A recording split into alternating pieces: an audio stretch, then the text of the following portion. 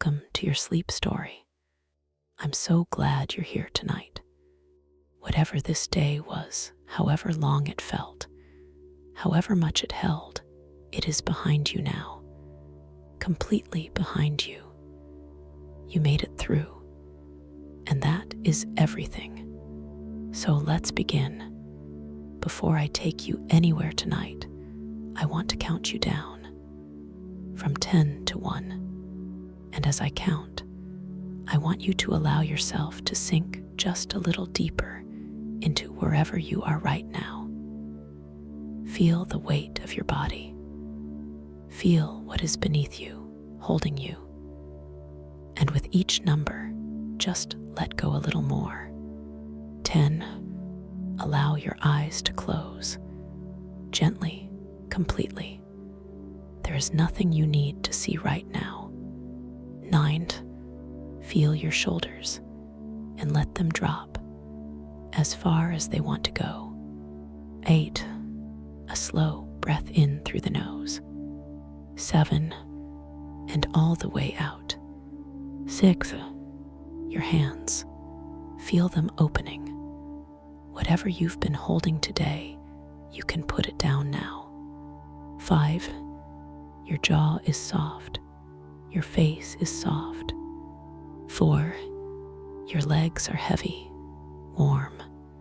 3. You're drifting, not asleep yet, but moving that way. 2. The day is behind you, completely and entirely behind you. 1. And now, tonight's sleep story, the relaxation. Before we go anywhere, I want to stay here with you for a moment. Just here, just now, because this moment, this exact moment right now, where you are lying in the quiet, deserves a little attention, a little kindness. Take a breath in for me, from the very bottom of the belly. Good, and let it go. And as you breathe out, I want you to imagine that everything you were carrying today, every worry, every unfinished thought, every heavy thing is just leaving with that breath, just drifting away. You don't have to solve anything tonight. You don't have to figure anything out. You don't have to be anything other than exactly what you are right now. A person who deserves rest. A person who deserves sleep. Because you do. You really do. Whatever happened today, whatever was hard, whatever felt heavy, you made it through. You are here. And that is enough. That is more than enough. You are safe. And you are here. Bring your awareness gently to your feet now. Just notice them and allow them to soften. The toes uncurling, the arches releasing. All the small held tension of the day simply letting go. Let that softness travel upward, through the calves, through the knees, the thighs. All of it warm, all of it heavy, all of it resting now. Your lower back, your hips. Allow yourself to feel the surface beneath you taking your weight completely, fully. You don't have to hold yourself up anymore. The earth has you. The garden has you. The belly soft. The chest soft. The heart beating steadily as it always has, as it always will. Your shoulders dropping, your arms heavy and warm, your hands open and still, the neck long and loose, and your face, let the jaw go. Let the forehead smooth. Let the eyes be completely still behind their lids. There you are, from the top of your head to the tips of your toes, completely soft, completely warm, completely at rest. You've done beautifully. Now, let me take you somewhere. Somewhere the hives are in a row at the garden's edge, and the bees have come in for the evening, and the honey is in the jars on the shelf, and the forest begins just beyond the apple trees. Come with me. The garden. Imagine a garden at the edge of a forest. The transition zone. The place where the cultivated meets the wild, where the garden's ordered beds give way to the wildflower meadow that gives way to the woodland edge. The edge, the in-between. We have been here before, in the Kerala backwaters, in the Finnish lake country, in the orchard where Ruth walks the rows. The between place is always the richest, the most alive. This garden, on the south-facing slope, the slope that catches the sun all day, the warmth that the bees need, the warmth that the flowers need, the warmth that collects on a south-facing slope and stays there. The garden planned for them, for the bees, everything in it chosen with the bees in mind. The lavender, the borage, the phacelia, the sweet clover, the linden tree at the garden's far edge. All of it for the bees, the hives, 8 of them in a row along the garden's eastern wall, the wall that shelters them from the north wind. The hives facing south, always south, the bees oriented toward the sun, the hive entrances facing the morning light, the hives painted white, the traditional color of the beehive in this tradition. White because it reflects the summer heat, because it is visible, because it is clean, each one slightly different from the others. The wear, the paint on each hive slightly different in its wear. The hive on the left, the paint most worn, this hive the oldest. The hive on the right, freshly painted last spring, its white still bright. The row of them, 8 colonies, 8 communities, each one its own, each one with its own character, its own queen, its own relationship to this garden, its own honey.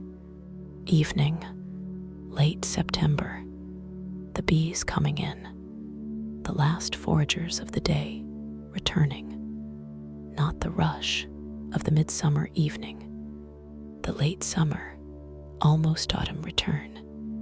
Fewer bees, the population of the hives in September smaller than in July, the colony contracting, preparing, but still the last bees coming in, their flight path over the garden, over the lavender, over the borage, low, deliberate, each bee landing at the hive entrance, going in, the entrance, the small gap in the landing board, each bee passing through, the legs heavy with pollen, the pollen baskets, the corbiculae on the bee's hind legs, the specialized structure that holds the gathered pollen, heavy, orange, or yellow, or white,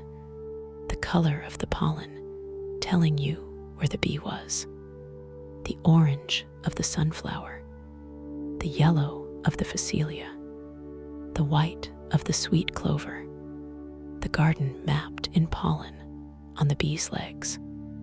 Emily, she is at the hives, making her evening check. Her name is Emily. She is 55, She has been keeping bees for 22 years. She keeps 8 hives, has kept as few as 3, and as many as 14. 8 feels right. 8 hives is what she can know, what she can truly attend to. More than 8, and the attention thins. The bees sense the thinning attention. She believes this. She cannot prove it, but she believes it. The bees know who is present, who is calm, who is paying attention, who is afraid. She is not afraid. She has not been afraid of the bees since the first year. The first year, the stings, many stings, the learning year, the year of earning the bee's tolerance. Now, 22 years in, she can move among the hives without her veil. She does not always, but she can. The sound, the hive sound, the hum, not one bee, 50,000 bees, each hive containing, in September, after the summer's peak, perhaps 30,000. Multiply across 8 hives, 240,000 bees. In this garden, in their hives, humming, the hum you hear when you are near the hives. It is not loud. It is the hum of a community at work, of many small things doing one large thing. The collective hum, the sound of the colony.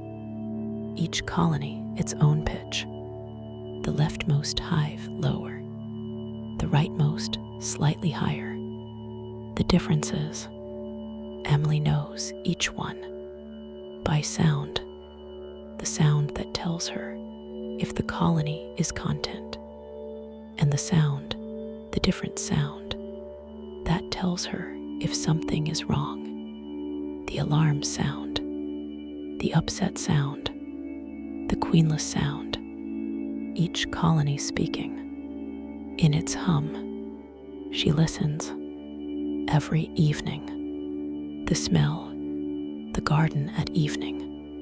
In September, the smell, the lavender past its peak, but still releasing. The oil in the dried flower, head still volatile, still finding the warm evening air. The borage, the cucumber smell of the borage flower, cool and clean. And the hives, the smell of the hives, warm, sweet, the smell of beeswax and honey and propolis. The propolis, the resinous material the bees collect from tree buds, the material they use to seal the hive, to fill the gaps, to varnish the wooden surfaces, has a smell. Resinous, slightly antiseptic. The smell of the forest the bees visited, the tree resin they gathered, brought back in the hive, and beneath all of this, the honey smell that is the hive's truest smell, not the commercial honey smell, the raw honey smell, the honey as it is in the comb, before it is extracted, before it is in the jar, the honey in the cell, its smell finding you, the honey in the jars on the shelf, in the cold store, the honey from this summer, extracted last month, already jarred, the jars in rows, clear glass, the honey in them, different colors, different honeys from different forage. The acacia honey, pale gold, almost white. The wildflower honey, amber darker. The linden honey, darker still, almost brownish gold.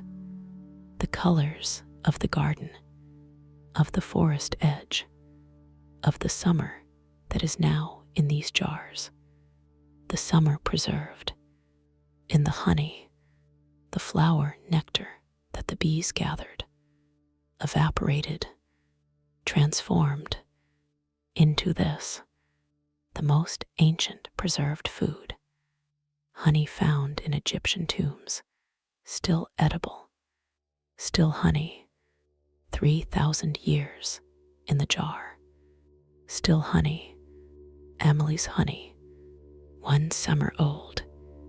What the bee, KNOWS. The bee knows the garden in a way that Emily does not. The bee has visited every flower, every one. The bee has mapped the garden by scent and by color, and by the angle of the sun, and by the polarization of the light. The bee knows where the phacelia is, not by name, by the particular wavelength of its flower in ultraviolet light. The bee sees ultraviolet, sees the patterns in the flower that human eyes cannot see. The bee knows how long it takes to fly from the hive to the linden tree. The bee knows the time of day when each flower releases its nectar, not by clock, by body, the circadian rhythm of the bee synchronized with the circadian rhythm of the flower. The bee arriving when the flower is ready, the flower ready when the bee arrives, the flower for the bee for the flower. 2 organisms evolved together, millions of years, for this meeting, in this garden, on this evening, the forest edge, beyond the apple trees, the forest, the deciduous forest of the garden's boundary, oak and hornbeam and hazel, and the linden, whose flowers the bees visited in June, the forest edge, the place where the garden stops and the wild begins, or rather, where the managed stops and the less managed begins, because the forest is not wild, not entirely. There are footpaths in it, old footpaths, the path that people have walked for centuries, the paths that the foragers walked, for mushrooms, for berries, for the hazelnuts, the paths that Emily walks, not for foraging, for the same reason that Walter walks his bridge, that Haruto walks the bamboo path, for the walking, for the being in the place, for what the forest gives when you are in it, which cannot be said, only received. What Emily knows, she knows the bees, she knows this colony and that one, the character of each, the leftmost hive gentle, always gentle.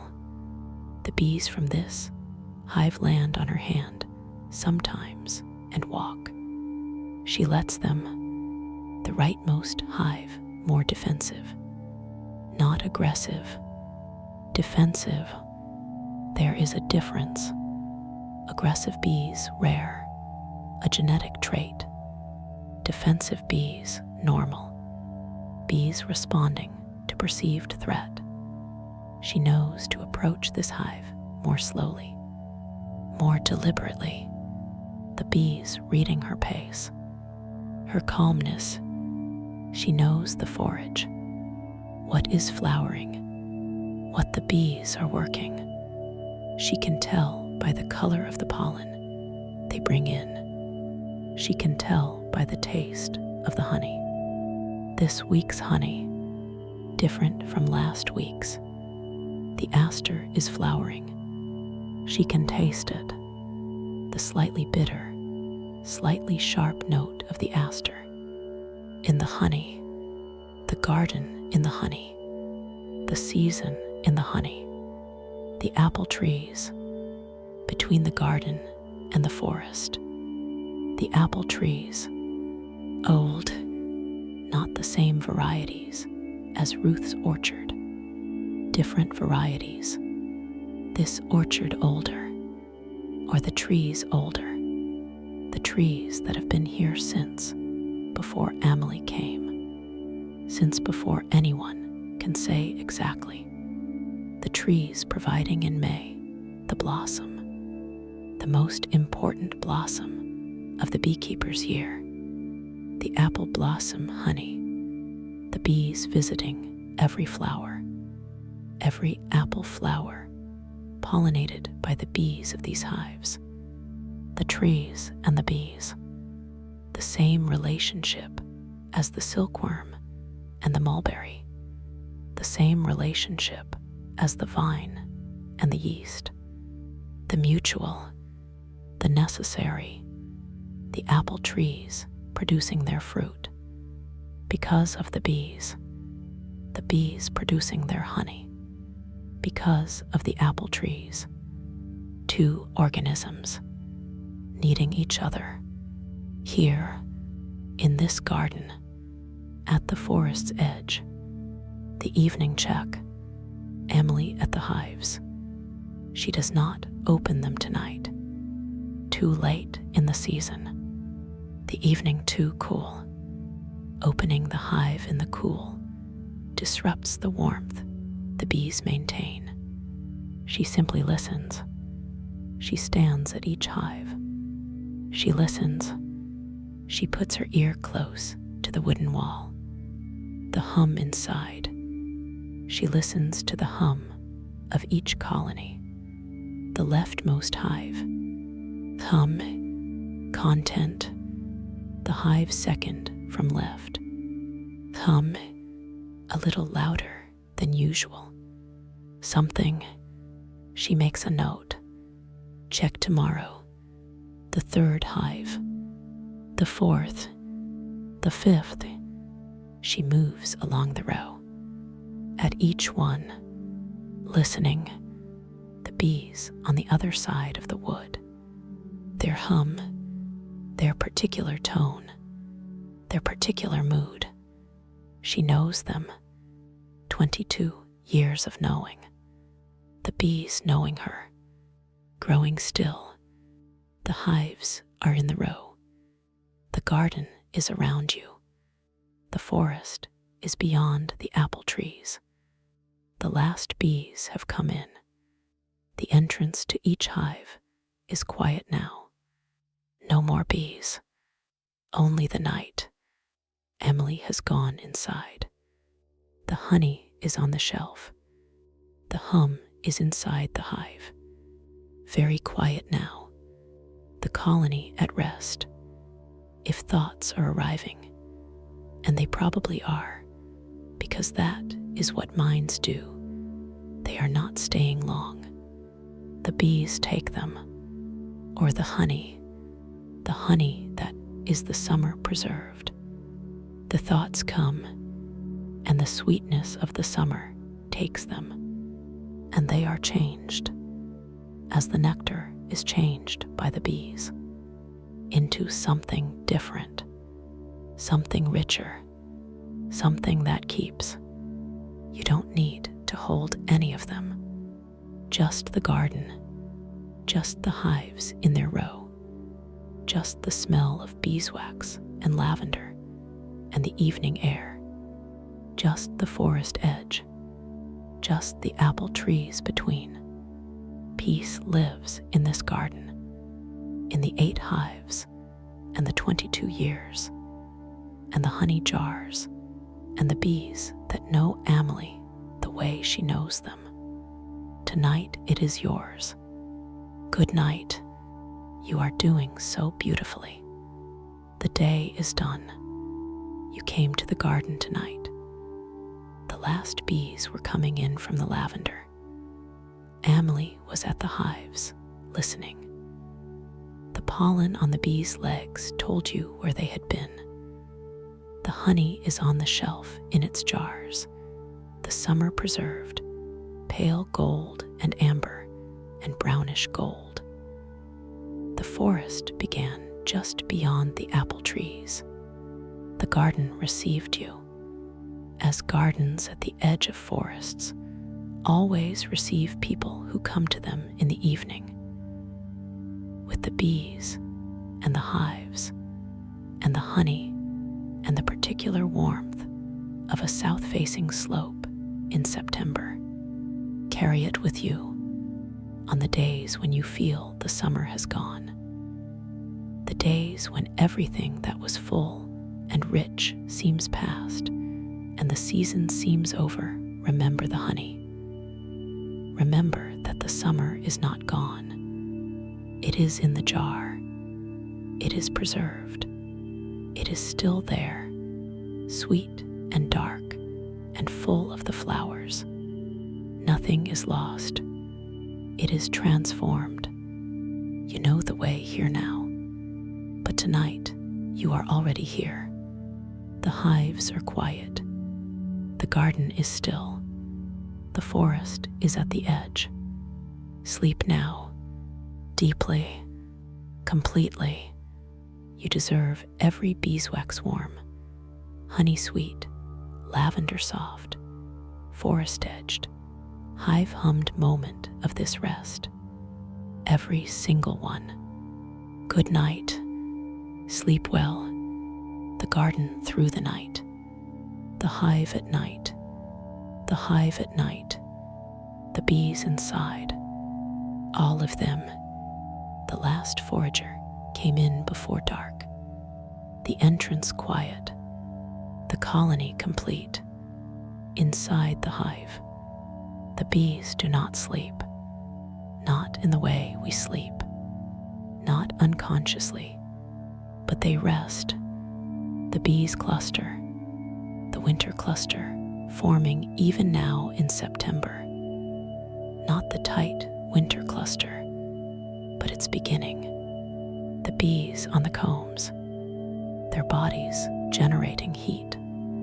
The hive temperature, even on a cool September night, maintained by the bees. 35 degrees at the cluster center. The bees shivering, not from cold, from the effort of generating warmth. The hive warm inside. The September night cool outside. The bees between, making the warmth. The honey at night. In the cells, the honey capped. The bees have capped the ripe honey. The wax cap over each cell, sealing the honey in. The cap, the thinnest layer of white wax, almost transparent.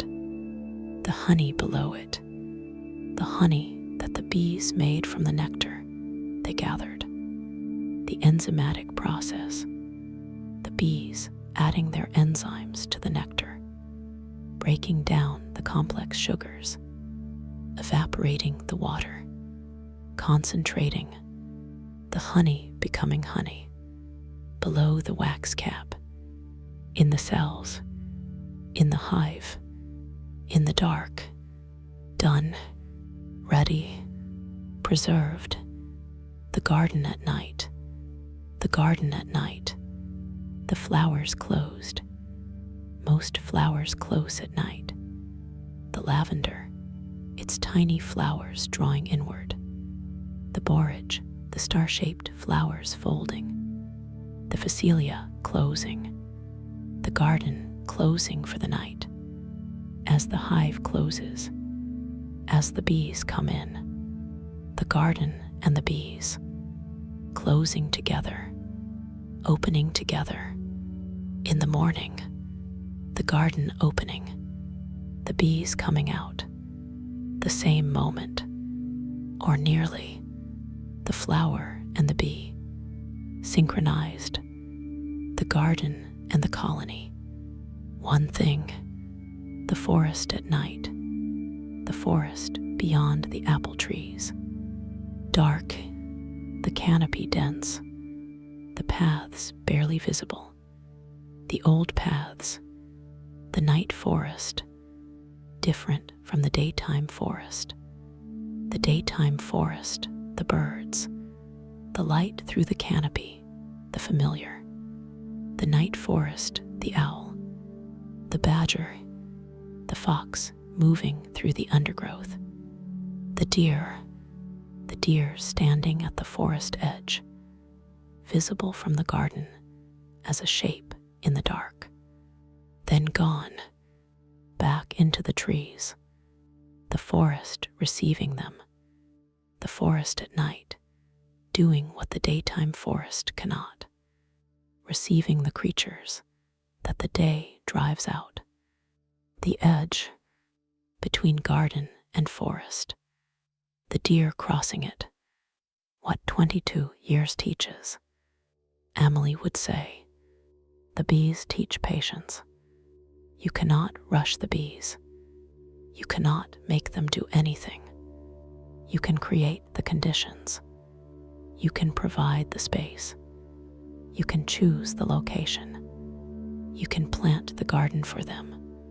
But what they do, that is theirs. You are not the beekeeper in the sense of a keeper of things. You are more like, she would pause here, searching for the word, more like a host who has made the space welcoming, who has done everything possible, and who then steps back and lets the bees be bees.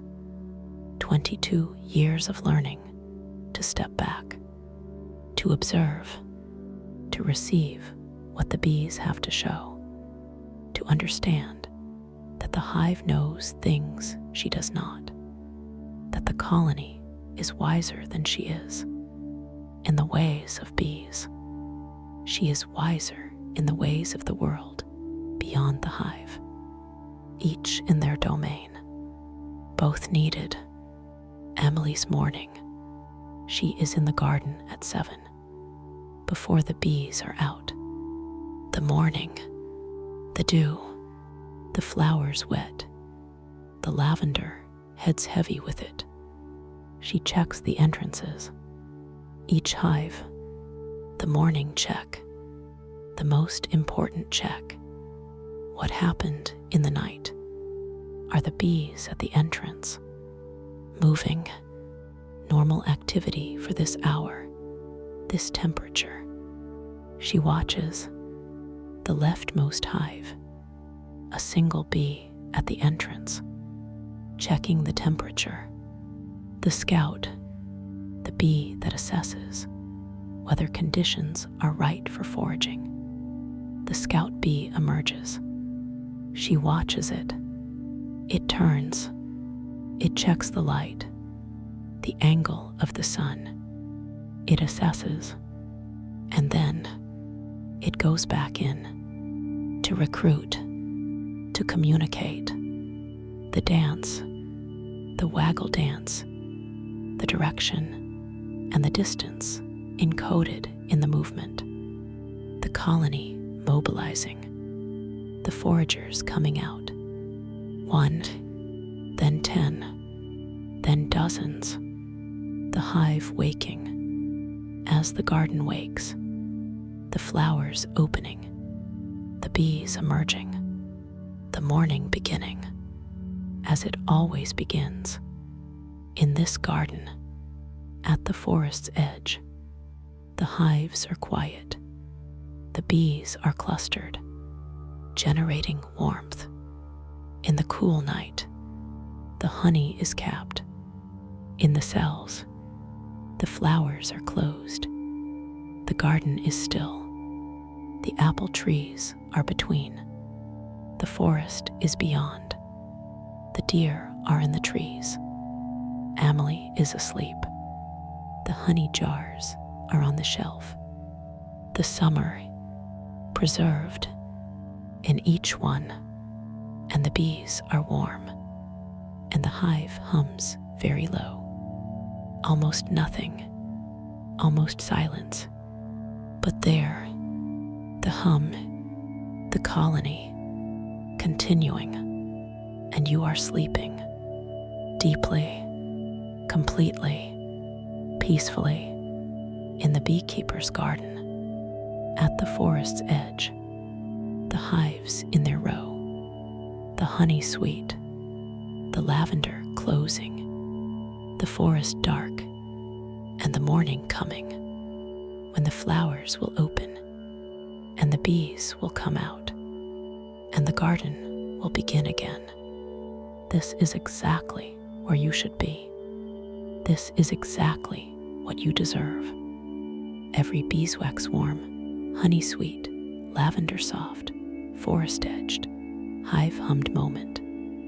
Every single one. You are safe. You are held. You are at peace. Good night, dear friend. Sleep well. Sleep deeply. Good night, and